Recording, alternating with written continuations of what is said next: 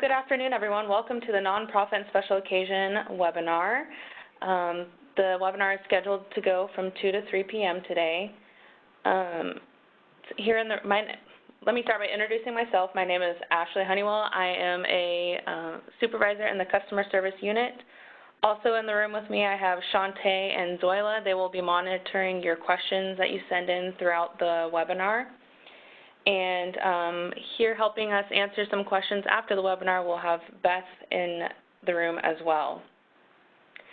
So just before we get started, just a reminder that we will not be using the raise hand feature, and please use the chat option instead. And you can find the chat icon up at the top right corner of your screen. And like I mentioned, Shantae and Zoila will be monitoring those questions. And please make sure to send those questions via the chat to everyone, and we will address those questions immediately after the presentation. So feel free to go ahead and send your questions in during the presentation, but again, we will not be answering them until after. So the webinar, like I mentioned, will end at 3 o'clock. If we did not have time to answer your question today, the answers will be posted online along with the recorded session on our licensing classes page on our website. All right, so we'll go ahead and get started.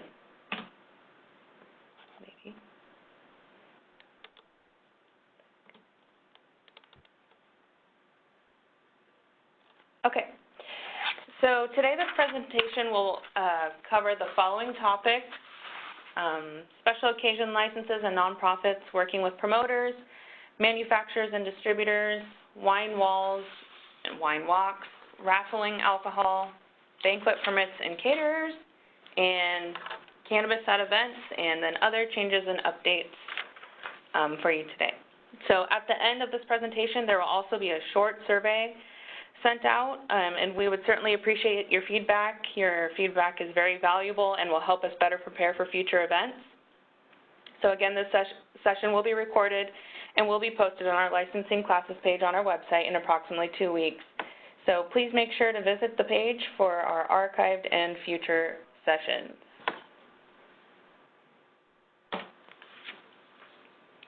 So first we will go over public safety. So liquor may not be sold, served, or supplied to anyone under 21 years of age. Any apparently intoxicated person may not consume, possess, or purchase liquor at any time. Disorderly conduct is never allowed, and no sale, service, or consumption of alcohol may be between the hours of 2 and 6 a.m. We recommend that you obtain your mandatory alcohol server training permit, also known as a MAS permit, to help you better identify those signs of over-service and intoxication.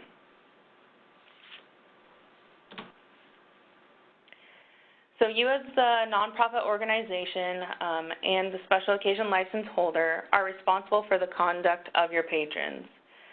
Public safety violations can be criminally and administratively levied against the license holder. Sale of alcohol to a minor is punishable by a $5,000 fine and/or a maximum of 1 year in jail. Over-service, lewd conduct, or disorderly conduct carry similar fines and penalties. Liquor enforcement officers and state and local police agencies have the right to inspect your premises at any time during your event.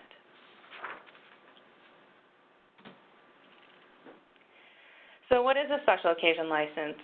A special occasion license allows a nonprofit to sell or serve alcohol to raise funds up to 12 times per year.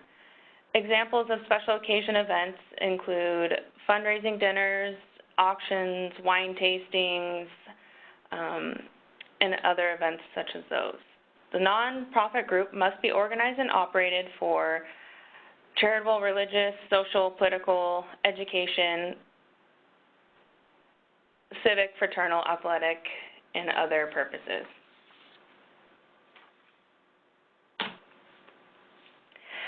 So how to apply for a special occasion license. The cost is $60 per day per serving location. Applications are available on our website. And if you have any questions regarding the application or the process itself, feel free to call our customer service unit at 664-1600. We do request that you mail in your completed application and fees 45 days prior to your event, and you can send your application and check into that address listed there on the slide.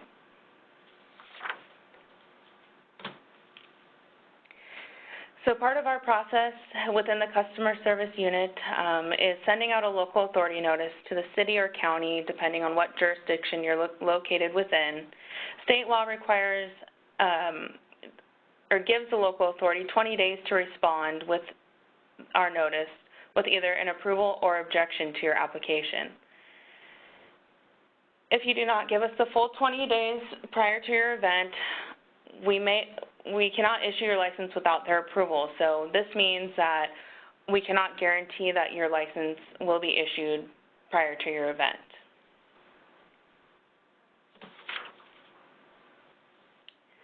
So proceeds from the liquor sales. All proceeds from the sale of liquor must go directly back to the nonprofit organization that is having the event and holds the license.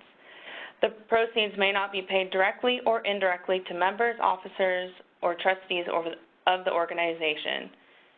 The organization may compensate members, officers, or trustees for services they perform at the event at the prevailing market rate.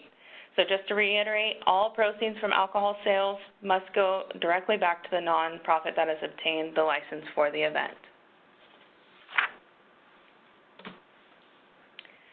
So collaborating nonprofits.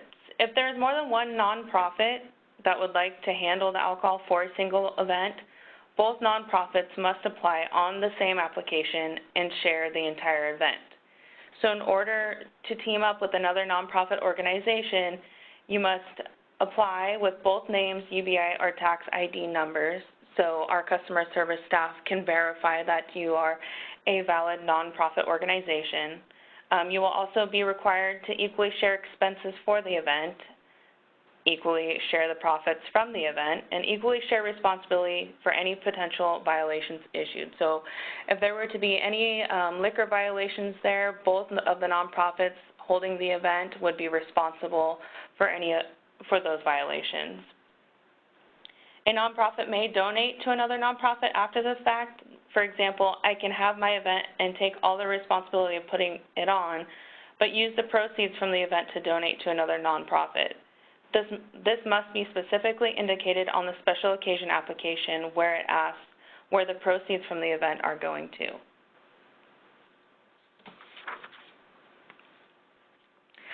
So public and civic events. So just to recap, a special occasion event is strictly the nonprofit's event. This event is organized and developed solely by the nonprofit. The nonprofit obtains the proceeds of the entire event. Industry members may not sponsor an event held by the nonprofit if that nonprofit holds a special occasion liquor license.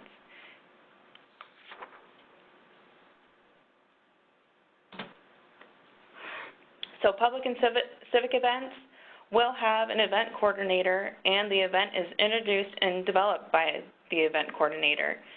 Any individual or organization may organize a public event.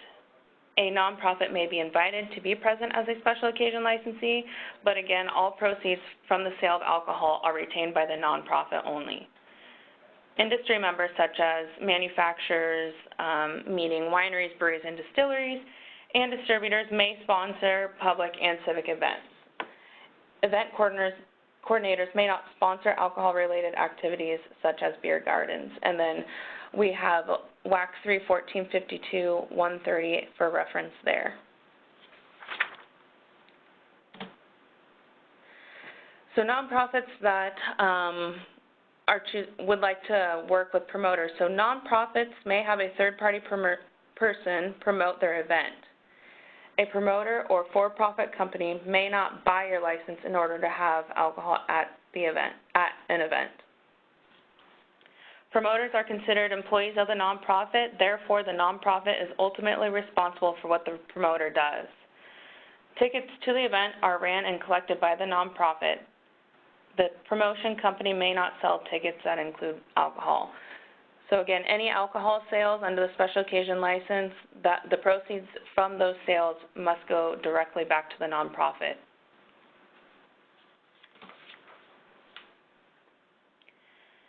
So continuing on with working with promoters, alcohol distributors or manufacturers, again, such as wineries, breweries, and distilleries, may not give funds directly or indirectly to the special occasion licensee or their employees. Promoters may not accept sponsorship dollars for the special occasion licensee holder. Promoters may not accept any alcohol product.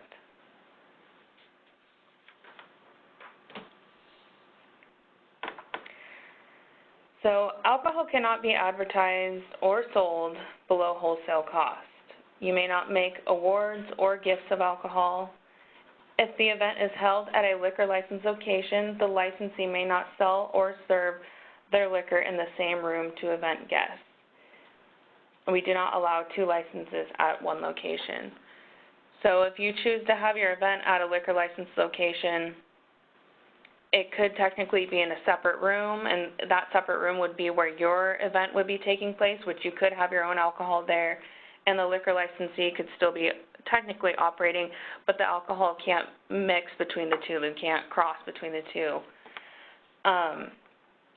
If you were to rent out an entire, let's say, restaurant where they didn't have any separate rooms available for any events, then that restaurant would have to agree to completely shut down selling any of their alcohol because there is no separation between your alcohol and theirs. Only alcohol from a licensed manufacturer may be sold at public events. No homemade alcohol may be sold or served. Homemade alcohol is meant to remain within the home.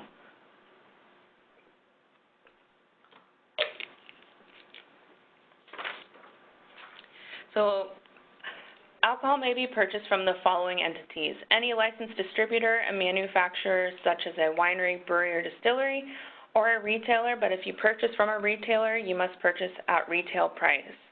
So Total Wine & More is considered a retailer. They cannot donate any alcohol to you whatsoever, even if you are a 501c3 or C6. The only entities that can donate alcohol to you would be a winery, brewery, or distillery, or spirits from a spirits distributor.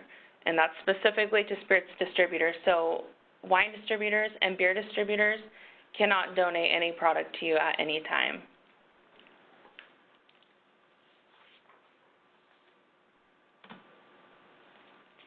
So on-premises sales.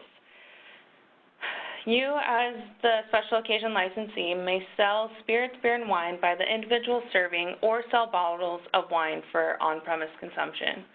On-premise sales can be made either by cash bar or in ticket sales prior to the event.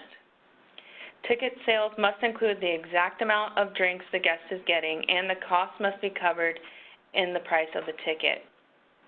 You do not have to charge for the alcohol within the ticket. You can either choose to have a specific breakdown in the ticket price, or you, again, can sell or charge by the individual drink during your event.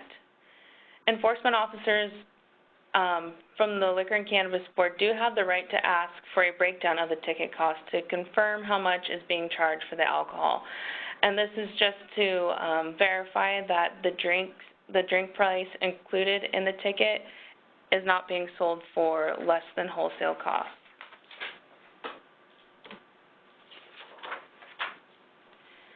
So off-premises sales, the special occasion licensee may sell beer, wine, and spirits by the manufactured sealed bottle for off-premises consumption with approval from the board.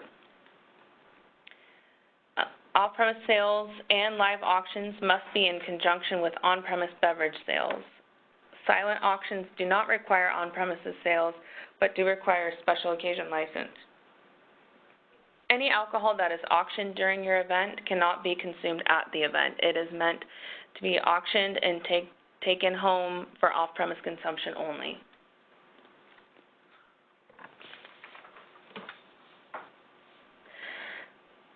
So ring tosses and wine walls are considered a sale of alcohol. Therefore, you need a special occasion license to have one at your event.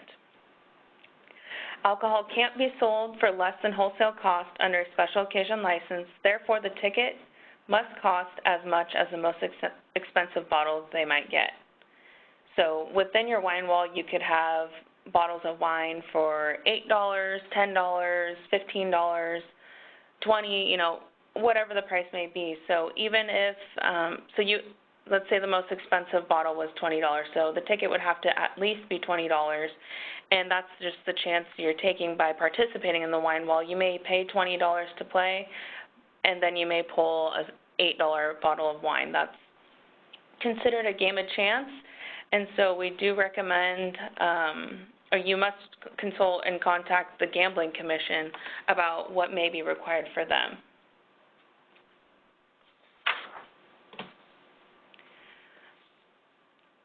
Raffle. So raffles of alcohol cannot be conducted at a public event. A raffle of alcohol can only be done with your nonprofit members.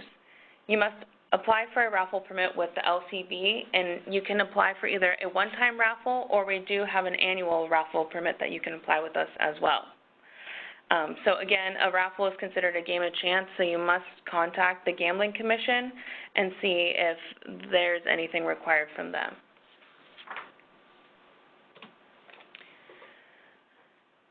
Wine walks are something that we're going to start seeing more now with the nice summer weather coming around. So a nonprofit is required to get a special occasion license for each location where the alcohol is being served. So that would be $60 per each location. Tickets must be sold by the nonprofit only. The nonprofit must provide the wine at each location. Alcohol purchased for on-premises consumption may not leave the location where it was purchased.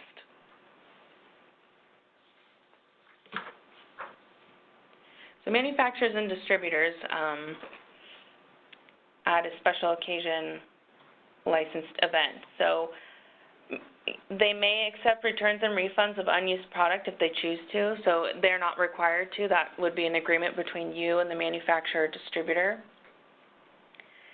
You may pay them immediately following the event. So that's specifically, you cannot pay them the next day, the next week. You have to pay them immediately following the event. They can also pay booth fees. So if you choose to charge them booth fees, they must be charged equally across the board. You can't charge one $50 for a booth fee and then $300 for the next one. They may provide product education at the event,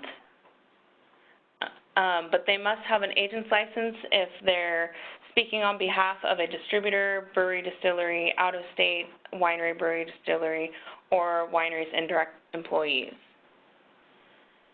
They may provide branded promotional items of nominal value, and some examples of those are keychains, coasters, T-shirts, etc.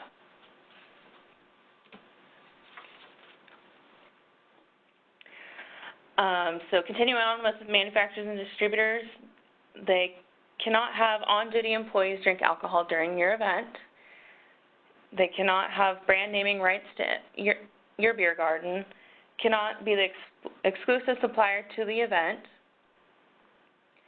and that's because a special occasion licensee is considered a retailer for the day or during your event. So if a distributor or manufacturer had exclusive rights to that, that would be breaking Tide House law. And also a manufacturer or distributor cannot sell to the public during your event. So manufacturers or distributors may not provide goods, services, or money to special occasion licensees except for in the following instances: draft beer or wine dispensing equipment, advertising services paid to a third party.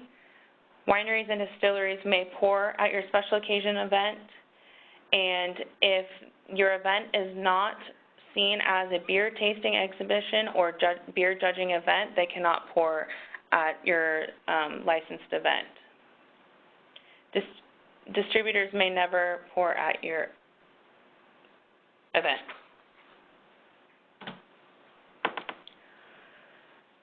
So if you choose to, you can also hire a caterer. So you may have an event open to the public and hire a licensed caterer to do the alcohol portion of the event. This allows a liquor licensed caterer to bring their liquor to a non-liquor licensed location to sell to event guests. A caterer may only do events open to the public if it is in conjunction with a special occasion license. If the nonprofit hires a caterer, the event is under the catering license and a special occasion license is not allowed, because then that would be 2 licenses operating at the same time. So now we're going to talk a little bit about banquet permits. So a banquet permit allows the service and consumption of liquor at a private, invitation-only banquet or gathering held in a public place or business. The events may not be advertised to the public or on social media websites that the public can see. So a banquet permit is applied for on our website. They cost $10. You just have to go onto our website, fill it out, and you get the banquet permit almost immediately. When the banquet permit is approved, a copy of that does get sent out to the enforcement officer in the area, and so they actually will go online and see whether or not they can find your event on Facebook, Google, Twitter. They do that research there, so you'll really want to make sure that these events remain private and not advertised in any way. So make sure you read the guidelines for banquet permits carefully on our website.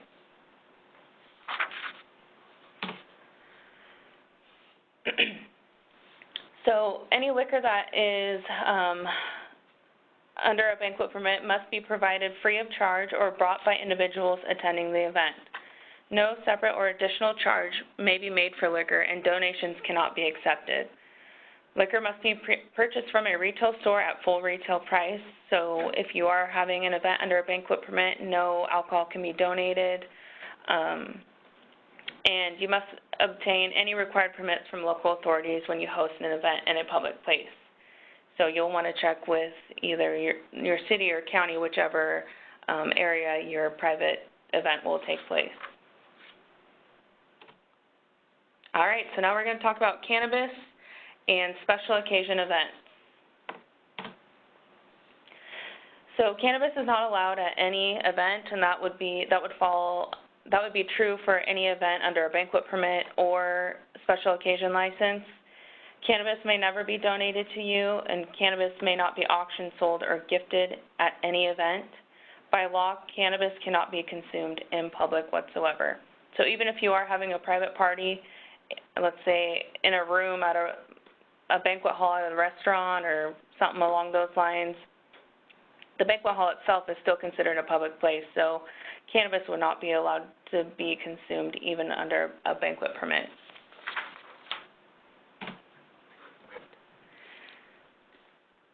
So cannabis businesses and sponsorship to nonprofits for their special occasion event. A licensed cannabis business can donate money to your charity. However, it cannot be in conjunction with an alcohol-related event. Cannabis businesses cannot have a sale promoting that the proceeds will go specifically to a charity. A nonprofit can thank a cannabis business for a donation as long as it has nothing to do with your liquor licensed event.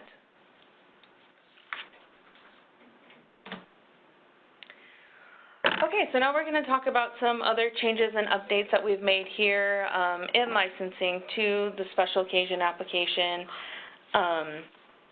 So in general, we process approximately over 6,000 special occasion applications a year. And so we found that because of the high volume of applications we process each year, we decided to take a closer look at the application to see if there were any ways we could improve it to make it easier for the applicant and our customer service staff. So we collected data and identified that 57% of the applications we receive contain errors that result in our customer service staff following up with the applicant. The data we collected also identified that the application was confusing to the customer and the flow of the application could be improved. So we worked on that and made some improvements, and we went live with that new application on April 2nd. So I know this is kind of small to see right now, but we'll zoom in on the parts, the biggest changes here. So this is an overview of the new application that we launched on the 2nd. And then So this is the top part of the application. We kind of shortened it up so it's not overwhelming when you're trying to fill out the application. And we also created more links throughout the application. So that first red arrow you see there is a direct link to our new FAQ page. So if you have any questions along the way while you're filling out the application, you can refer to the FAQ because it directly correlates with the application. And then those other two arrows there are more links to other resources we have available. So that first arrow, or I guess I should say that second arrow there, is an example of a site map. So if you plan on having an outdoor event, we request that you submit a site map, and that link there takes you to, kind of what our customer service staff is looking for and kind of guides you on what exactly we need to see to process your application. And then that third arrow there, which is a little bit above the link, but it is a link now to the special occasion all ages outdoor event addendum, which you will need to fill out one of those if you're having an outdoor event and you want to have minors and alcohol commingle at the same place at the same time.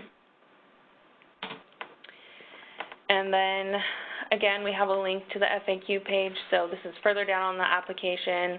We put it all throughout the application on places where we see the most questions on, so we hope that the link there will help clarify any confusion that you may have. And then the last part there, the remember to attach, that is at the very bottom of our new application, and it's kind of just a checklist for applicants, for one last reminder to make sure that they've attached their payment and their site map if they're having an outdoor event, and then the all ages addendum if you're having minors at your outdoor event, and then of course a copy of your 501c3 or C6 if you're receiving any donated product.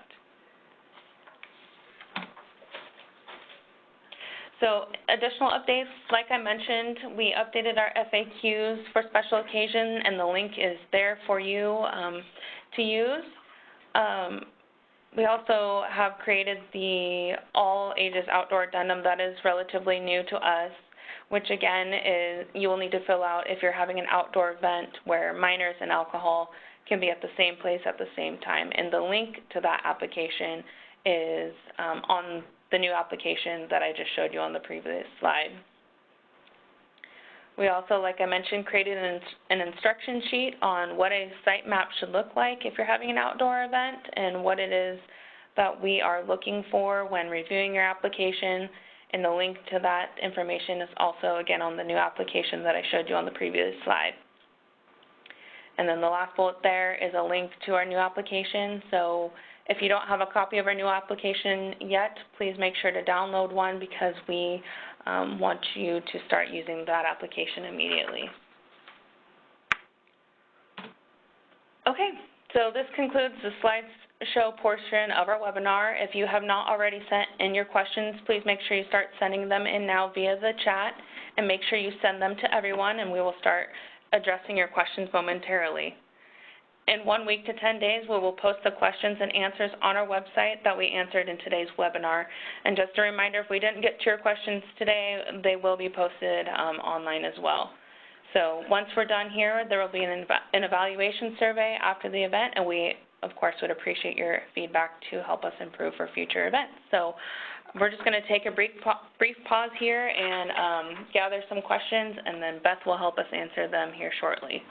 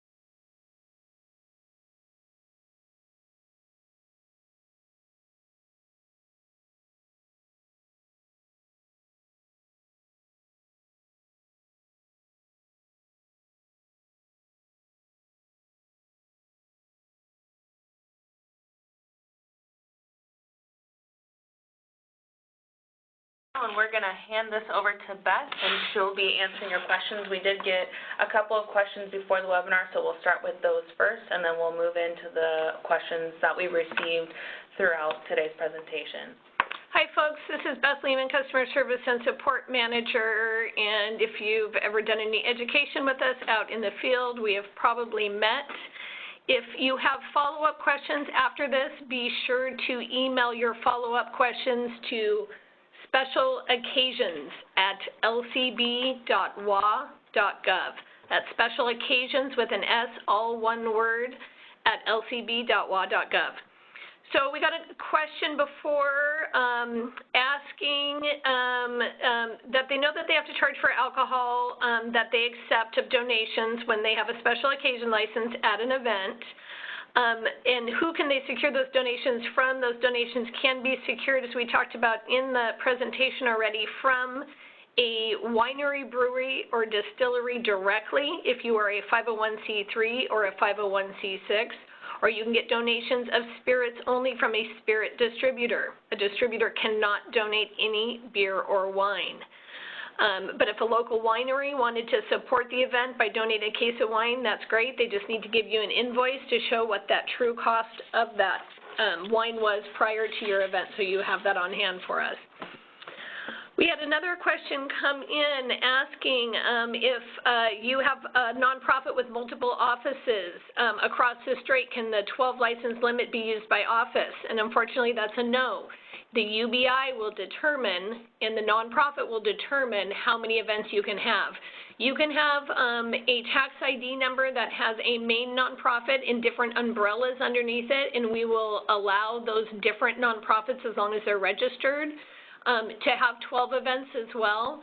But if it's one nonprofit using the same UBI and is spread across the state, unfortunately, it's still 12 for each nonprofit, not for each office.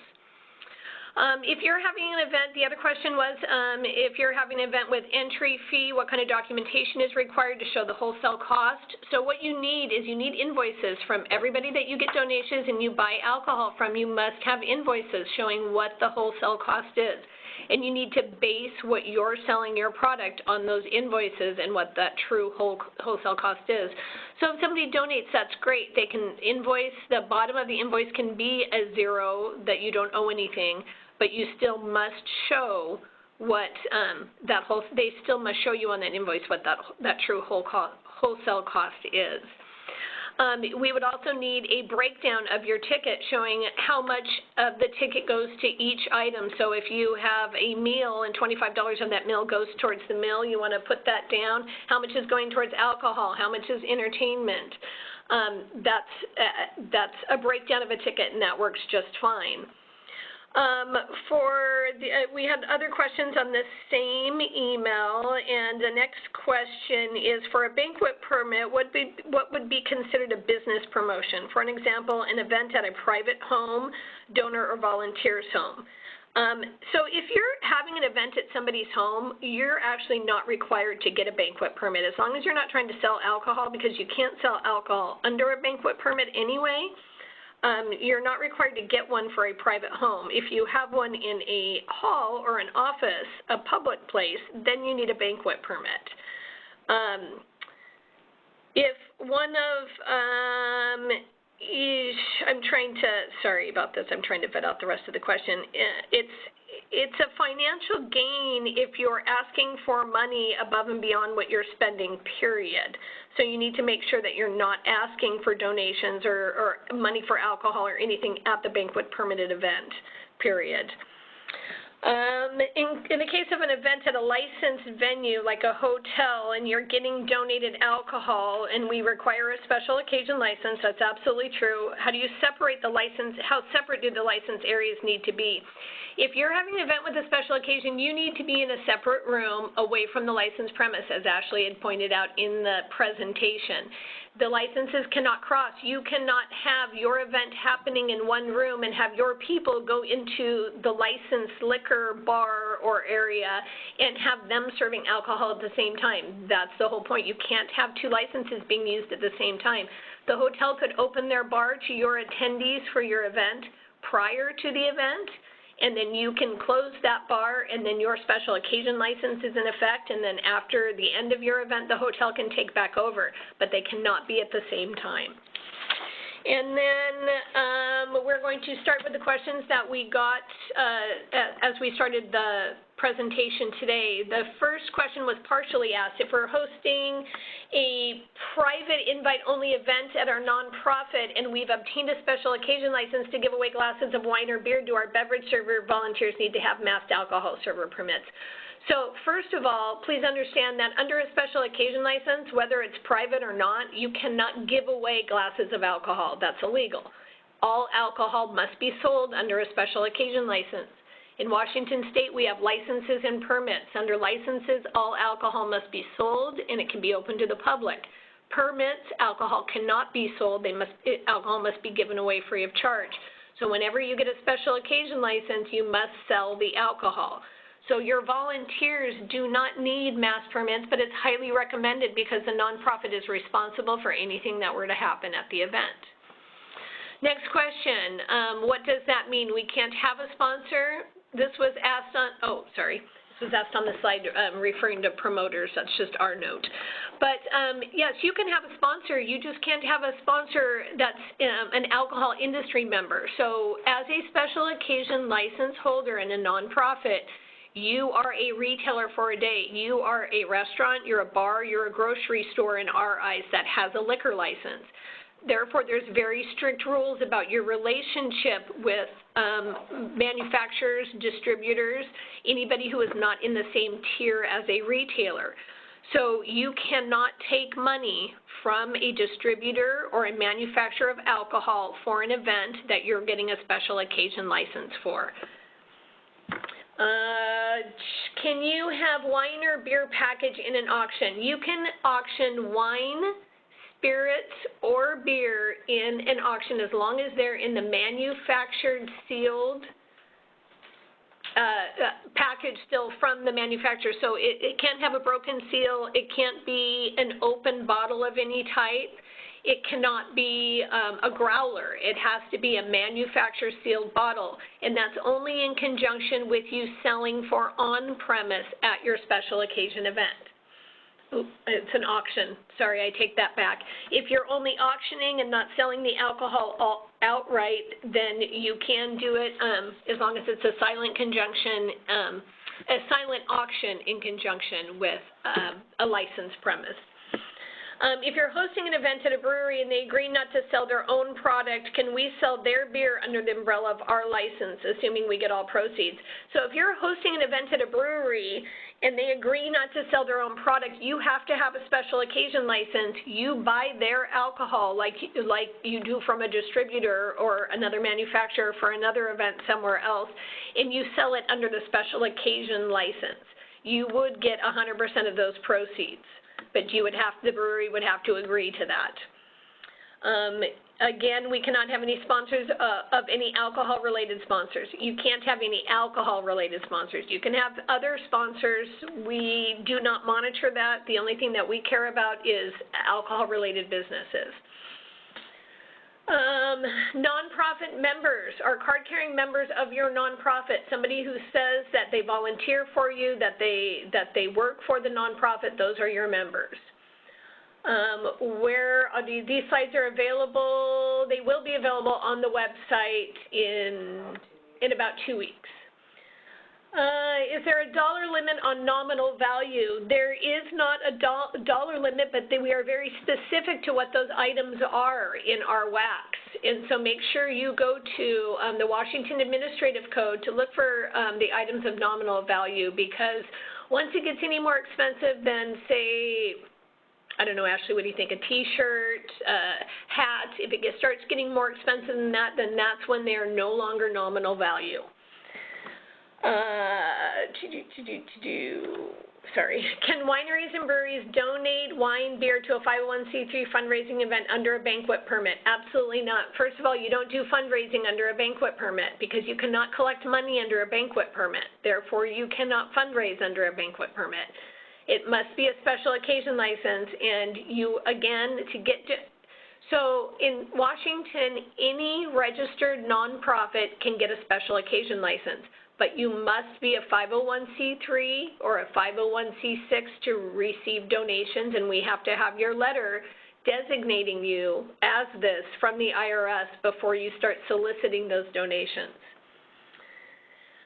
If you need a special occasion license for a silent auction, alcohol items, can that be in conjunction with a facility license? So yes, this is the only time that you're allowed to use two licenses at the same time is if you're having a silent auction and you're at a premise that's taking care of the on-premise alcohol. It can only be a silent auction and you still need a special occasion license. If you're having an event, a fundraiser, can a brewery not have a booth space for tastings? So they can have a booth space for tastings, but it's not under their license. You got to remember, breweries, wineries, distilleries, manufacturers do not have traveling licenses. They only have licenses for their own establishments. If you want to do a beer tasting, then you as a nonprofit gets the special occasion license. You buy the beer from the brewery, and they can come talk about their product and pour their product at that beer tasting, but they do not sell their product. They only sell it to the nonprofit, not to the public. Distributors and manufacturers at special occasion events do not sell directly to the public. And then also remember, and I'm sure Ashley had spoke about this prior, is that if you are having an event, a beer tasting, a wine tasting, an alcohol tasting of any kind, wineries, breweries, and distilleries may pour their samples and talk about their product at those events. But if you're just having a dinner auction or a dinner or a picnic and you want to invite the local brewery to come and pour, they cannot. Legally, it has to be deemed a tasting or judging event with several beers and not just one. So please, if you have questions about this, be sure to call us here at customer service at 360-664-1600 if you have more questions regarding who can pour at your event. Can drink tickets be included in a sponsored table purchase? So if you are selling the table for $1,000, you can include a certain amount of alcohol tickets in that because you're selling the alcohol within that ticket.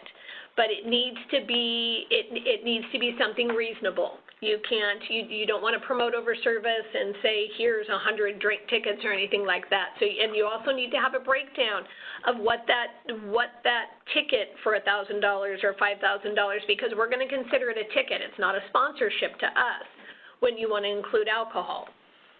If you have more questions about that, please give us a call here. My understanding about one difference between the banquet permit and the special occasion license is that you cannot collect donations at the event under a banquet permit, so you need the special occasion license. So that's true, but it's not the only differences. So remember, permits are for private events where you're not selling alcohol and asking for donations. You can't ask for money at a banquet permitted event ever for anything, because there's no way we can prove you're not trying to sell the alcohol. And with a banquet permit, you do not have a license to sell alcohol. So you may only get donations under a special occasion license if you want alcohol. If you're looking for money donations, it can also only be under a special occasion license, not under a banquet permit. Can cannabis companies have a booth at a special occasion license event if they're not selling product? You know, you really need to think about whether that's a good idea or not. They're not selling product, that's very true. We don't allow alcohol and cannabis to mix, but if you are a true nonprofit that is getting any kind of federal funding or want federal funding, then you don't want a cannabis retailer or company there, because that could hurt your federal funding, because you've got to remember that cannabis is still illegal federally. So that's something that you would need to, if you're serious about having a cannabis person at your event, I probably would highly suggest you not do it with alcohol, because the two can't commingle whatsoever, not even in spirit. And you also need to be careful where you're having that event at, because marijuana businesses, cannabis businesses, can only advertise at certain locations, and it has to be 1,000 feet away from certain entities. So if you're having your event near a school, they can't be there. So there's bigger questions when you're involving a cannabis business, and you need to call us and ask us those questions, please. Absolutely not can a tray of drinks be auctioned at an event for money, okay? So if you have a special occasion license, the only thing you can auction are manufactured sealed bottles. Number one, you can only get alcohol donated to you from a manufacturer of that alcohol. So a manufacturer isn't buying a tray of drinks and donating to you. That's usually coming from the retailer themselves, the hotel or the restaurant, or it's coming from somebody who is buying that, who doesn't have the authority to donate to you. Anything that is auctioned or sold to go has to be taken home to be consumed. You cannot drive with open cocktails in your car. So you have to be only auctioning manufactured sealed bottles. Board members can purchase alcohol to be served under a banquet permit as long as they are the ones obtaining the banquet permit. They cannot donate it to somebody else because alcohol cannot be donated under a banquet permit. So they can purchase it as part of the nonprofit and have those receipts on hand for us, but it cannot be a donation. If a wine walk location has a fenced yard, do we still need to submit a site map?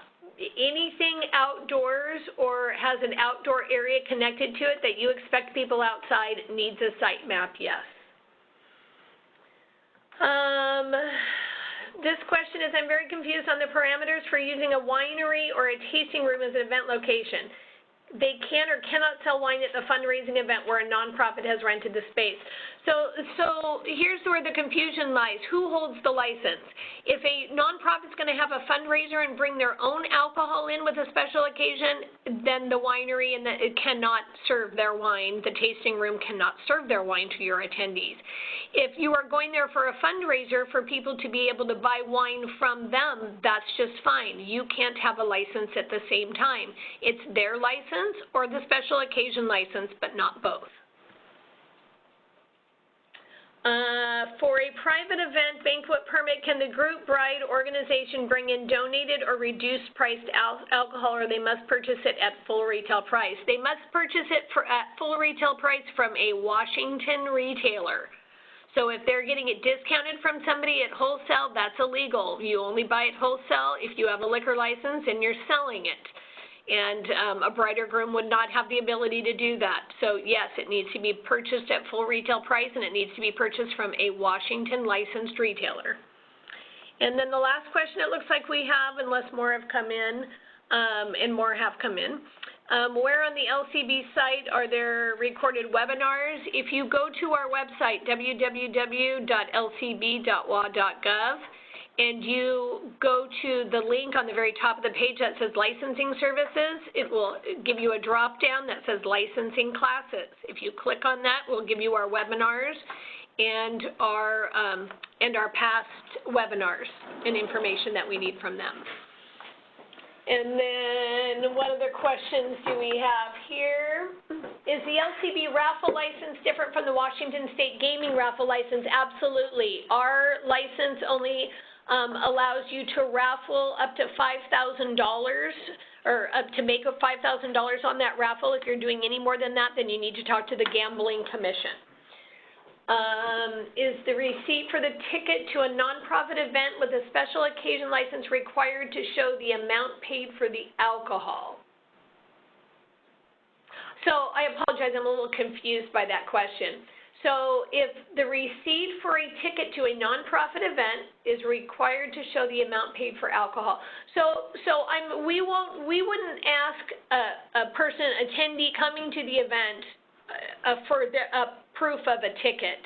What we would do is we would talk to the nonprofit. Enforcement would be talking to the nonprofit about the receipts that they have for buying the product and what they're selling the product for.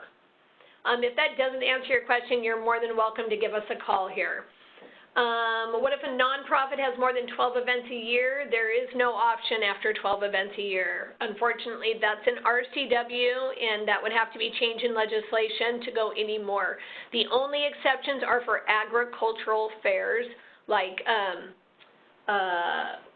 4-H, is that what I'm thinking? Yeah, 4-H, and like the Puyallup Fair is an agricultural fair, so they could, if they were using a special occasion license, have more than 12 days.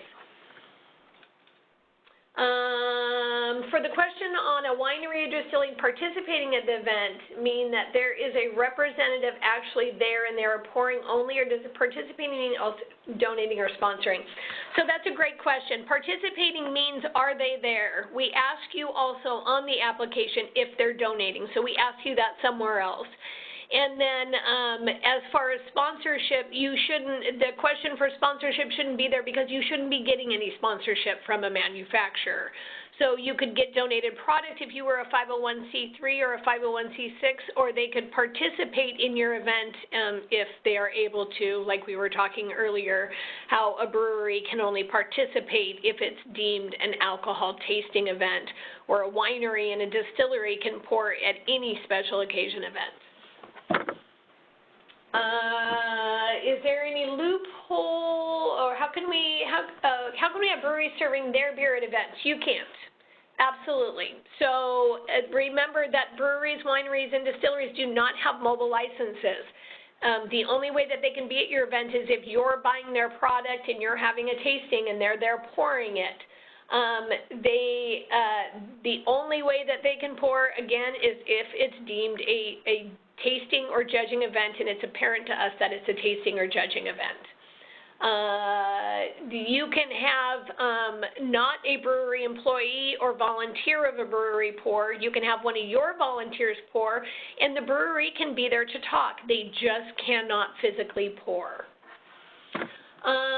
Can you please explain sponsorship of events? Can we not have a sponsor even if they are not alcohol related? So again, if they're not alcohol related, we don't care. You can have a sponsor. If Anheuser-Busch wants to sponsor you, that's when we have an issue. They are an alcohol business with a liquor license in Washington, and they could only sponsor you with alcohol. If you were a 501c3 or a 501c6, they could not sponsor you with money. But again, if they're not alcohol related, we do not care, and you can take that money for your event.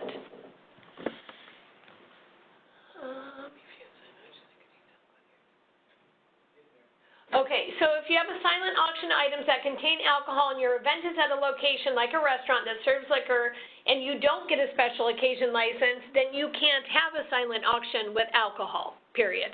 So if you have alcohol in your auction and you did not get a special occasion license, you need to not have that auction with those items. That would be illegal because you do not have a license to sell them, and we consider the auctioning a sale of alcohol.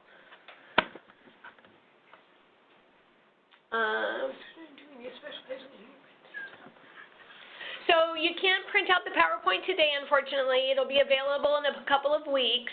You have a private club spirits beer wine license. Do you need a special occasion license? That's a great question. If you have a private club, you're most likely a nonprofit. If you're a nonprofit, you can get a special occasion license for somewhere other than your licensed premises. You cannot get a special occasion license and have donated product at your private club. That is illegal. So you can get a special occasion license, but only if you're doing an event at another location. When I say sell alcohol, what does that actually mean? We don't charge a price at our bars for alcohol, but there's a ticket price to attend the event. So that's actually a problem. So you have to sell alcohol by the individual serving under the special occasion license.